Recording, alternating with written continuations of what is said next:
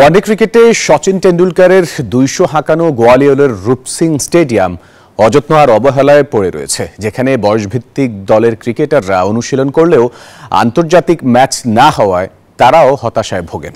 সেই ম্যাচের স্মৃতি এখনো টাটকা স্থানীয়দের কাছে। এই ম্যাচের পর সচিনের নামে এখানে একটি রাস্তার নামকরণ করা হয়েছে। গোয়ালিয়র থেকে আরো জানাচ্ছেন শুভদেবনাথ। গোয়ালিয়রে ক্যাপ্টেন রূপ সিং স্টেডিয়ামে মন খারাপ করে বসে রয়েছেন বয়সভিত্তিক দলে খেলা নারী ক্রিকেটার সোহানী শর্মা। আক্ষেপ আর আফসোসে পড়ছেন সচিন টেন্ডুলকার যে মাঠে ২০০ হাঁকিয়েছিলেন সেই স্টেডিয়ামে খেলা না হওয়ায়।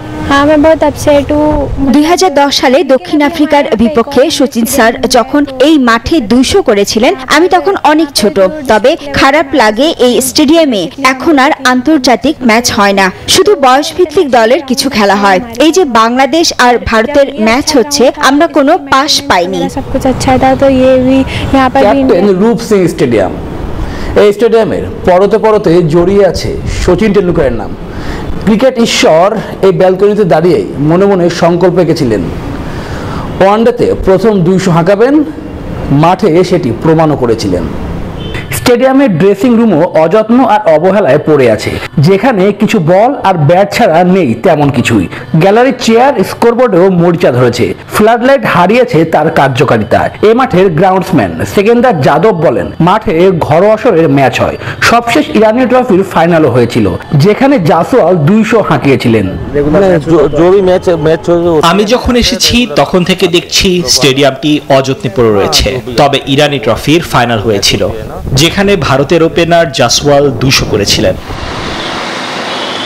স্টেডিয়ামের বাইরে রয়েছে অলিম্পিকে হকি জেতানো খেলোয়াড় যার নামে এই স্টেডিয়াম তৈরি, সেই রূপ সিং এর মূর্তি। এনজিওর কিস্তি প্রথমবার বিকাশ পেমেন্ট করলেই ২০ টাকা ইনস্ট্যান্ট ক্যাশব্যাক। পাশেই ৪০ বছর ধরে চায়ের দোকান চালানো ব্রিজ সিং চৌহানের সঙ্গে কথা হয়। সচিনের সেই ম্যাচের স্মৃতি এখনো তার কাছে অমলিন। গোয়ালিয়রে সচিনের ডাবল সেঞ্চুরি হাঁকানোর দিন এখানে তার নামে রাস্তার নামকরণও করা হয়েছে। সচিন যেদিন এ মাঠে খেলতে এসেছিল, আমি তার বাস থেকে নামা দেখেছিলাম। যখন ২০০ করলো তখন পুরো গ্যালারি গর্জে উঠল।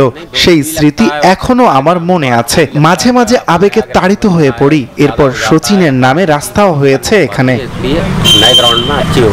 রূপ সিং স্টেডিয়াম গোয়ালিয়রের পৌরসভার অধীনে। ভারতীয় ক্রিকেট বোর্ড নিয়ম অনুযায়ী সে রাজ্যে নিজস্ব কোনো মাঠ না থাকলে সেখানে ম্যাচ পরিচালনার সুযোগ পায় না। সে কারণে রূপ সিং স্টেডিয়ামে ম্যাচ পরিচালনা হয় না। তবে সচিনের স্মৃতি বিজড়িত মাঠ হয়, দ্রুত সংস্কার করা হবে স্টেডিয়ামটি। শুভদেবনাথ, নিউজ 24, গোয়ালিয়র, ভারত।